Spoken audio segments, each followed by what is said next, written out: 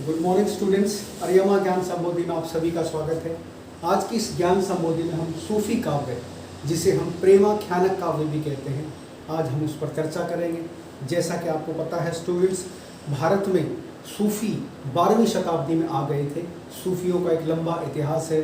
सूफियों के करीबन 12 संप्रदाय माने जाते हैं। इनमें से बहुत सारे संप्रदाय भारत में प्रचलित भी हैं। चिश्ती संप्रदाय है, सुहरावर्दी संप्रदाय है, नक्शबंदी संप्रदाय है। इस प्रकार से सूफियों का अपना एक प्रेम मार्ग था, जिसके माध्यम से उन्होंने अलौकिक रहस्यों का उद्घाटन किया। और हिंदी साहित्य के इतिहास में जो भक्ति काल है, उसमें सूफियों का अपना एक महत्वपूर्ण योगदान है।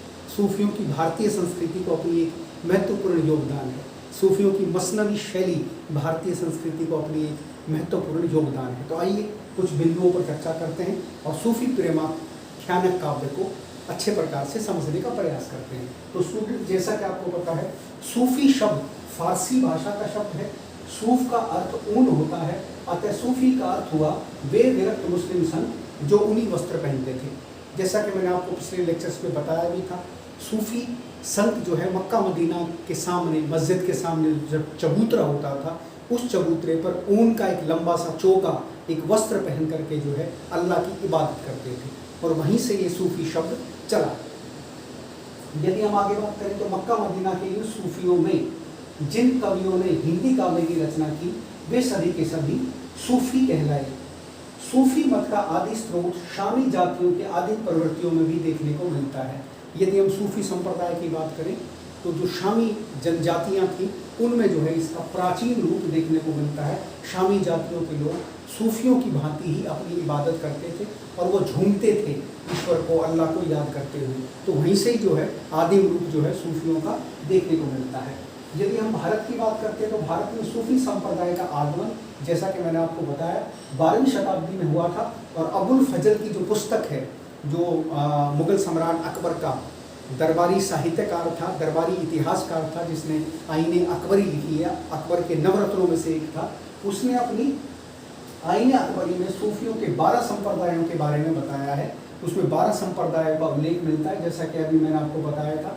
उसमें कादरी है, चिश्ती है, सुहरावर्दी है, उसमें नक्शबंदी है। तो ये सारे के सारे आपके सूफियों के संप्रदाय थे। ऐसे ऐसे 12 संप्रदायों के बारे में आईने अकबरी में बताया गया है, जो अपने आप में एक इतिहास की ऑथेंटिक पुस्तक मानी जाती है और अकबर के समय में उसके इतिहासकार अबुल फजल के द्वारा लिखी गई थी। यदि हम आगे बात करें तो भक्ति काल का सूफी प्रेमाख्यानक काव्य इस्लाम धर्म का मुख्य अंग माना जाता है, जो इस्लाम धर्म की शरीयत की प्रतिक्रिया के परिणाम स्वरूप आरंभ हुआ।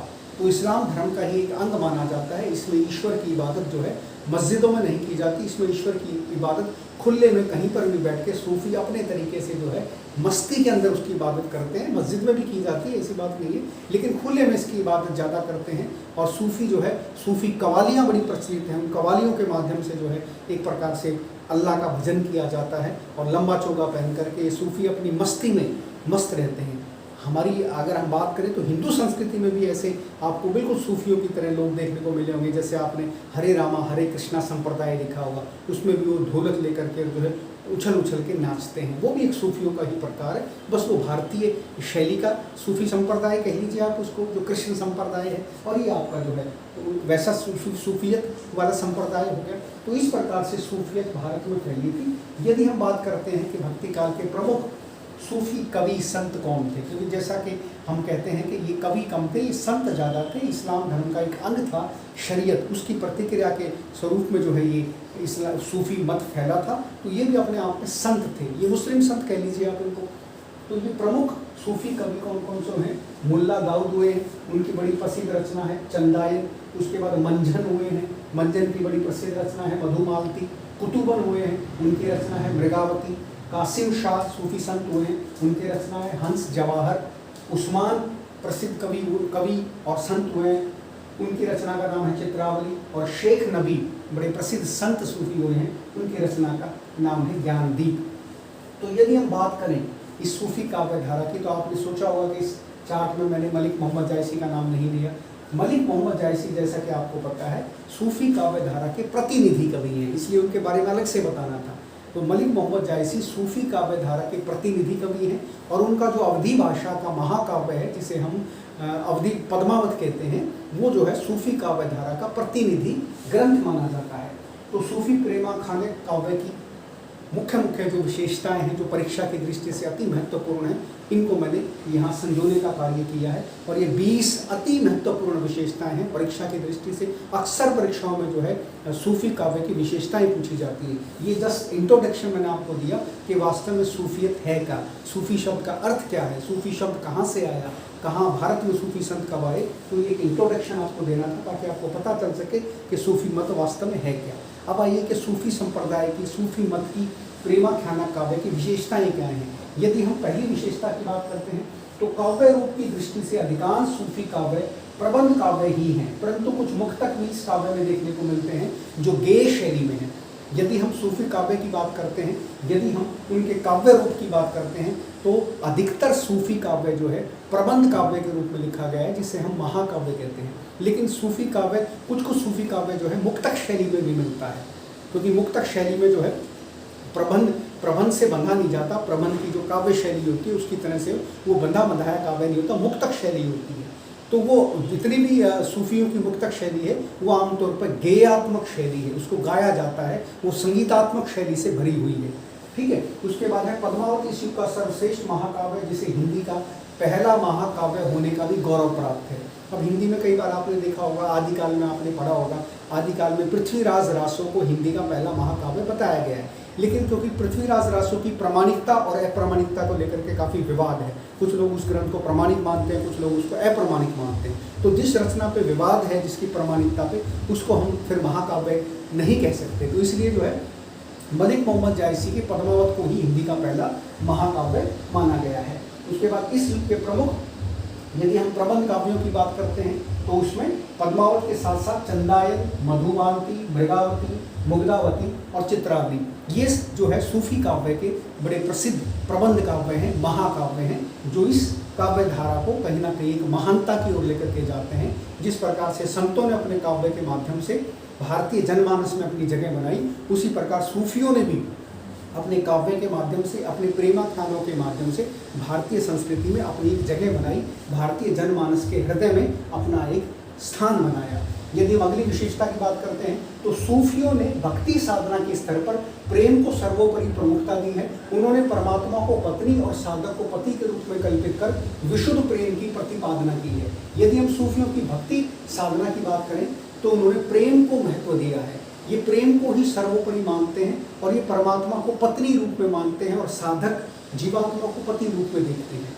जैसे आप पद्मावत की बात करेंगे तो पद्मावत में जो राजा रतन सेन है वो जीवात्मा का प्रतीक है, वो साधक का प्रतीक है। रानी पद्मावती जो है वो ईश्वर का प्रतीक है। तो इस प्रकार से प्रतीक बना करके उन्होंने जो है ईश्वर को पत्नी के रूप में देखा और साधक जीवात्मा को पति के रूप में कल्पित करके जिस प्रकार से जीवात्मा परमात्मा को पाने के लिए लालायित रहती है, उनको अपने सूफी प्रेमाख्यानों के माध्यम से लोगों के सामने बड़े सफल तरीके से प्रस्तुत करने का कार्य किया। अपने प्रेमाख्यान काव्यों के द्वारा इन्होंने केवल धार्मिक एकता की ही स्थापना नहीं की, अपितु जातीय और सांस्कृतिक एकता भी स्थापित करने का सफल प्रयास किया।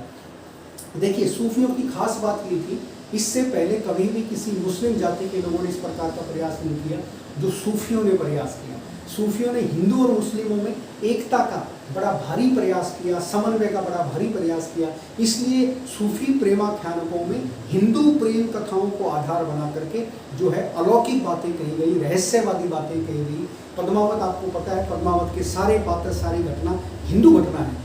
सारी हमारी भारतीय जनमानस में रानी पद्मावती की घटना गाई जाती थी। अलाउद्दीन खिलजी किस प्रकार से रानी पद्मावती को पाना चाहता था, राजा रतन सेन, सारा सब कुछ जो है हमारा ऐतिहासिक जो भी प्रेमाख्यानक है वो सारे का सारा हमारा भारतीय है। तो उस शुद्ध भारतीयता को उठा करके इन प्रेमाख्यानों के माध्यम से उन्होंने हिंदू मुस्लिम में जो है सामंजस्य करने का प्रयास किया, उनमें एक प्रकार से एकता लाने का प्रयास किया, उनमें आपस में भाईचारा स्थापित करने का प्रयास किया। लगभग सभी सूफी प्रेमाख्यानों की कथा वस्तु और वस्तु वर्णन एक सा ही है, जैसे तूफान, वन, विषैले, सांप, अजगर, हाथी, गरुड़, राक्षस, जादू टोना जैसे वर्णन एक जैसे हैं। यदि हम सूफी प्रेमाख्यानों की बात करते हैं तो उनकी विषय वस्तु लगभग एक जैसी आपको मिलेगी। उनमें आपको जादू टोने मिलेंगे, उनमें आपको जंगल के बारे में, हाथी के बारे में, गरुड़ के बारे में, इस तरह की जो ये बातें बताई, अजगर के बारे में, तूफान के बारे में, विषैले सांपों के बारे में बता रखा है। तो इसलिए कई बार जो है पाठक के सामने बड़ी स्थिति पैदा हो जाती है कि जब एक जैसा व्याख्यान आपको सभी प्रबंध काव्यों में मिले तो उससे जो है पाठक के मन में जिज्ञासा नहीं आ पाती, कहीं ना कहीं उसके मन में जिज्ञासा उत्पन्न नहीं होती, उसकी तृप्ति नहीं होती। तो ये थोड़ी सी कमी रही कि इनकी विषय वस्तु लगभग जो है, विषय वर्णन जो है, इनका जो कथा वस्तु है, प्लॉट है, वो थीम है जो प्रबंध काव्यों का, वो सभी प्रबंध काव्यों का एक जैसा मिलता जुलता सा है, उसमें थोड़ी सी वेरिएशन नहीं है, उसमें थोड़ा सा अगर अलगपना होता तो शायद ये और ज़्यादा प्रभावी हो सकते थे। यदि हम बात करें सूफी प्रेमाख्यानों में श्रृंगार रस की प्रधानता है, श्रृंगार के दोनों पक्षों संयोग व वियोग को समान महत्व दिया गया है। यदि हम प्रेमाख्यानों की बातें करते हैं तो उसमें श्रृंगार रस प्रमुख है और श्रृंगार के दो पक्ष होते हैं, संयोग श्रृंगार और वियोग श्रृंगार। संयोग श्रृंगार उसको कहते हैं जिसमें नायक नायिका का मिलन होता है और वियोग श्रृंगार उसको कहते हैं जिसमें नायक नायिका बिछड़ जाते हैं। तो सूफी प्रेमाख्यान में जो अलौकिक बात है उसमें जीवात्मा और परमात्मा इन दोनों को नायक नायिका दिखाया गया एक प्रकार से। तो किस प्रकार जीवात्मा परमात्मा से बिछड़ जाती है तो उसमें वियोग श्रृंगार हो जाता है, जब जीवात्मा का परमात्मा से मिलन हो जाता है, उसको प्राप्त कर लेती है, तो उसमें संयोग श्रृंगार आ जाता है। तो इस प्रकार से इन्होंने अपने काव्य में श्रृंगार के दोनों पक्षों को समान महत्व दिया। यदि हम अगले बिंदु की बात करते हैं तो इनके काव्य में वीर, करुण, शांत और विभत्स रसों की योजना है। यदि हम सूफी प्रेमाख्यानों की बात करते हैं तो उसमें वीर, करुण और शांत रसों का बड़ा सुंदर और सजीव वर्णन देखने को मिलता है। सूफियों ने नारी को प्रेम मार्ग में प्रमुख स्थान दिया है। इन्होंने नारी को परमात्मा का प्रतीक माना और जगत को उसके बिना सुना।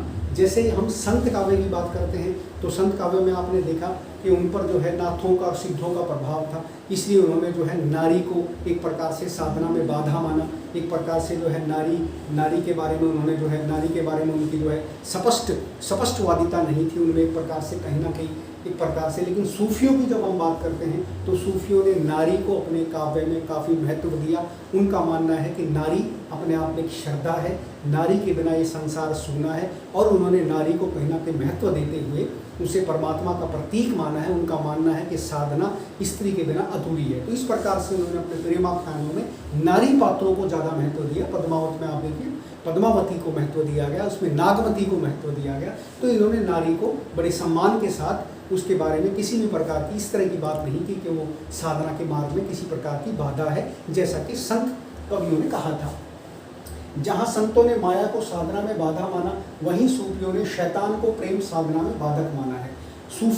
सूफी जिसे माया कहते हैं, उसे संत जिसे माया कहते हैं, सूफी उसे शैतान मानते हैं। बस कहने का तरीका अलग है। उन्होंने जैसे संतों ने साधना के मार्ग में माया को बाधा माना है, माया मनुष्य को जो है पथ भ्रष्ट कर देती है, उसको जो है ज्ञान से अज्ञान की ओर ले जाती है, उसको उजाले से अंधेरे की ओर ले जाती है। तो सूफियों का भी मानना ये था कि जब साधना में उच्च अवस्था आ जाती है तो शैतान उस साधना के अंदर बाधा डालता है। तो आप पद्मावत देखेंगे तो उसमें राघव चेतन शैतान का प्रतीक दिखाए गए हैं कि किस प्रकार से वो साधना में बाधा पहुँचाते हैं।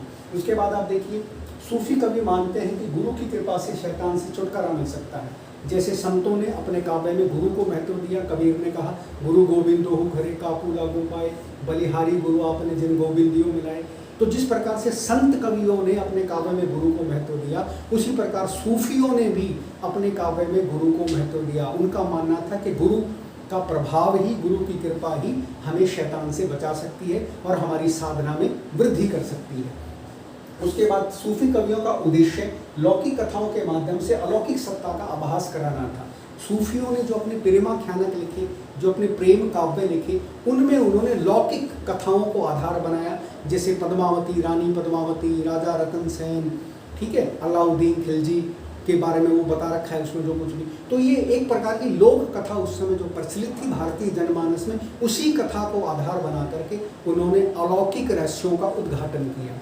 जैसे पद्मावती के माध्यम से उन्होंने जो है ईश्वर की रहस्यवादी बातें बताई। राजा रतन सेन के माध्यम से उन्होंने विरही जीवात्मा के बारे में बताया। हीरामन तोता के माध्यम से उन्होंने गुरु के महत्व को बताया। तो इस प्रकार से उन्होंने लोक कथाओं को आधार बना करके, प्रतीक बना करके रहस्यवादी उद्घाटन किए, अलौकिक रहस्यों के बारे में भारतीय जनमानस को बताने का प्रयास किया। सूफियों ने रहस्यात्मकता की अभिव्यक्ति के लिए प्रतीकों का प्रयोग किया है, जैसे पद्मावती परमात्मा का प्रतीक है, जैसा कि अभी मैंने आपको बताया। सूफी प्रेमाख्यानक जितने भी ग्रंथ थे उनमें प्रतीकात्मक शैली का प्रयोग किया गया है। उनमें जो भी पात्र हैं वो पात्र किसी ना किसी का प्रतीक है। यदि हम अगले बिंदु की बात करते हैं, सूफी कवियों का अधिकांश साहित्य हिंदू घरानों में प्रचलित कहानियों पर आधारित है। जैसा कि मैंने आपको बताया कि जितने भी प्रेमाख्यानक थे वो भारतीय जनमानस में जो कथाएं प्रचलित थी, जो प्रेम कथाएं प्रचलित थी, जो राजघरानों में कथाएं थी, उन्हीं कथाओं को आधार बना करके उन्होंने अपनी रहस्यवादी बातें कही। इसके पीछे कारण ये था कि वो चाहते थे हिंदू मुस्लिमों में एकता हो। देखिए, अगर हिंदू अल्लाह की जय बोलता है और मुस्लिम राम की जय बोलता है तो आप समझ सकते हैं उसमें एक प्रकार का सामंजस्य आएगा। यदि मैं मस्जिद के सामने से सिर झुका के चलता हूँ तो मुस्लिम के मन में भी कभी ना कभी राम के मंदिर के आगे से गुजरते समय वो भी सिर झुकाएगा। तो यदि हम किसी को सम्मान देंगे तो हमें भी सम्मान मिलेगा।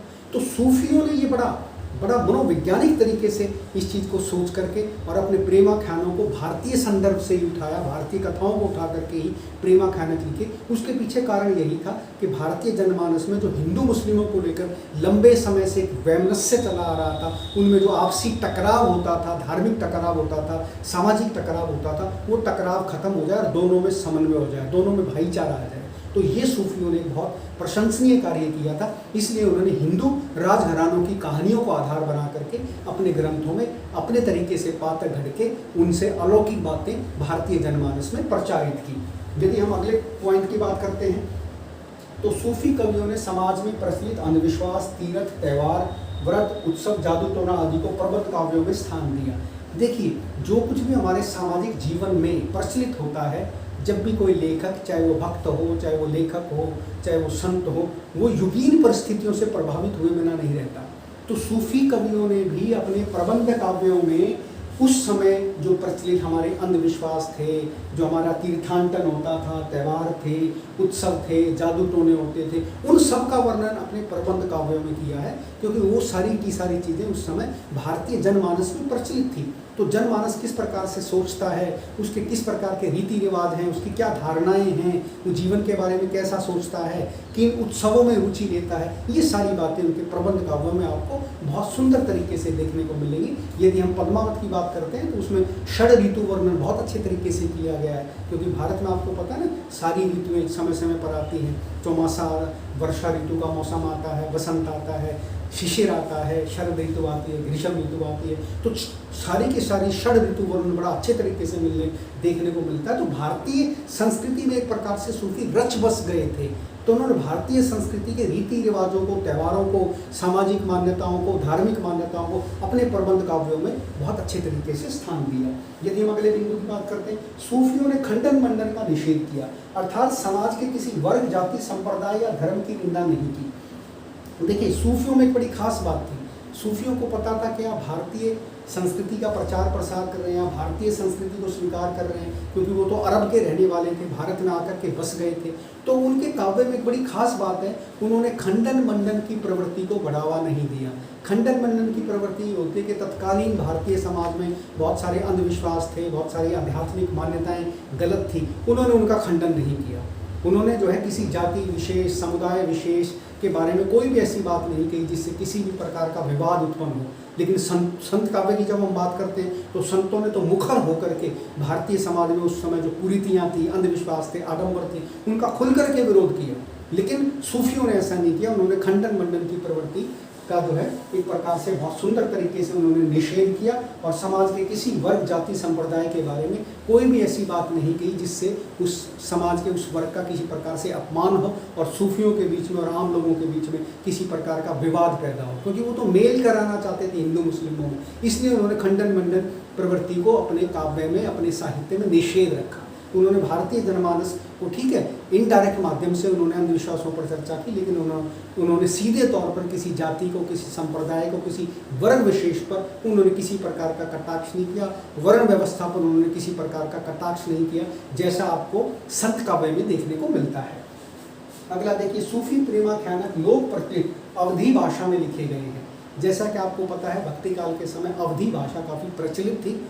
अवधी भाषा भी प्रचलित थी और ब्रज भाषा भी प्रचलित थी और सदुकड़ी भाषा भी प्रचलित थी। लेकिन प्रबंध काव्यों की यदि हम बात करते हैं भक्ति काल की, चाहे वो संत काव्य, चाहे वो आपके राम काव्य धारा के दौरान लिखे गए, चाहे वो ब्रज काव्य धारा के दौरान लिखे गए, तो उसमें अवधी प्रमुख भाषा के रूप में थी। जैसे हम रामचरितमानस की बात करते हैं तो रामचरितमानस अवधी भाषा में रचा गया श्रेष्ठ प्रबंध काव्य है। तो अब जितने भी सूफी संत थे उन्होंने अपने प्रबंध काव्य जो है लोक प्रचलित अवधी भाषा में ही रचे, इसलिए उनकी भाषा जो है अवधी भाषा में ही रचेगी। लेकिन उन्होंने कहीं ना कहीं ब्रज भाषा का भी थोड़ा बहुत मुक्तक साहित्य में प्रयोग किया है, लेकिन प्रबंध काव्यों में उन्होंने जो है अवधी भाषा का ही प्रयोग किया है। दोहा चौपाई शैली प्रेमाख्यान महाकाव्यों का आधार है, क्योंकि आपको पता है जितने भी प्रबंध काव्य भक्ति काल में लिखे गए उसमें आमतौर पर अवधी भाषा का इस्तेमाल किया गया और उसमें दोहा चौपाई शैली का इस्तेमाल किया गया। रामचरितमानस भी दोहा चौपाई शैली में है, अवधी भाषा में है। उसी प्रकार से पद्मावत भी दोहा चौपाई शैली में है, अवधी भाषा में है। तो ये लोक प्रचलित शैली थी जिसका पालन सूफी संतों ने भी अपने काव्य में किया। सूफी काव्य में लोक रंजन के साथ साथ लोक मंगल का भी विधान है। जिस प्रकार से संत काव्य में आप देखते हैं एक प्रकार से जन कल्याण की भावना है, लोक मंगल की भावना है, लोगों को सही रास्ते पर ले जाने की भावना है। बाद के कवियों, बाद की काव्य धाराओं में भी राम काव्य धारा के अंदर भी आपको लोक समन्वय दिखाई देता है। उसी प्रकार से सूफियों ने भी अपने काव्य में लोक रंजन के साथ साथ लोक मंगल की भावना की है, लोक मंगल की कामना की है, लोगों को जोड़ने की कामना की है, सबके भले के बारे में उन्होंने सोचा है। तो इस प्रकार से जो है सूफी काव्य का भी हिंदी साहित्य के क्षेत्र में महत्वपूर्ण योगदान है। यदि हम बात करें अंतिम बिंदु की, तो इस प्रकार सूफियों ने प्रेम के सार्वभौम स्वरूप के सफल प्रतिपादन में प्रशंसनीय कार्य किया है।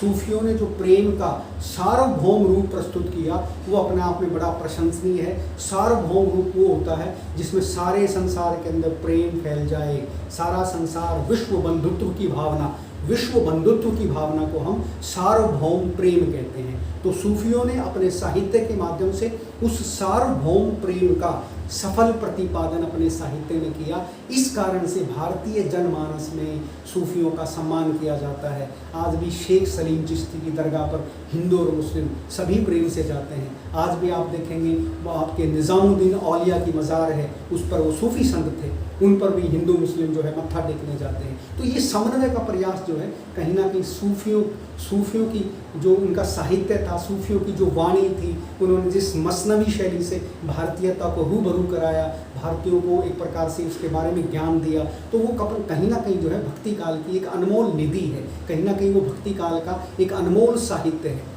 इसलिए जो है निर्गुण काव्य धारा की जब भी हम बात करते हैं तो उसमें संत काव्य और सूफी काव्य का भक्ति काल में अनमोल योगदान है। इनका जो साहित्य है वो एक प्रकार से भारतीय संस्कृति का और हिंदी जगत का अमर साहित्य है। तो स्टूडेंट्स, मैं समझता हूँ इस प्रकार मैंने आपको सूफी साहित्य के बारे में संक्षिप्त रूप से कुछ बिंदुओं के माध्यम से मैंने इस चर्चा को आगे बढ़ाया था, और मैं समझता हूँ इन बिंदुओं के माध्यम से मैं आपको सूफी काव्य की विशेषताओं से जरूर अवगत करा पाया हूँगा। और ये आपको, मैं जैसा कि आपको पता ही है, मैंने तस्वीर लगा करके आपको समझाने का प्रयास किया, क्योंकि ये सूफी काव्य धारा के प्रतिनिधि कवि मलिक मोहम्मद जायसी जी हैं। तो इस प्रकार से मैंने आपको इन संक्षिप्त बिंदुओं के माध्यम से सूफियत और सूफी प्रेमाख्यान काव्य के बारे में बताने का प्रयास किया। अगले किसी वीडियो में मैं आपसे फिर भक्ति काल की किसी नई विशेषता को लेकर, किसी नई काव्य धारा को लेकर के फिर रूबरू होता हूँ। तब तक के लिए धन्यवाद।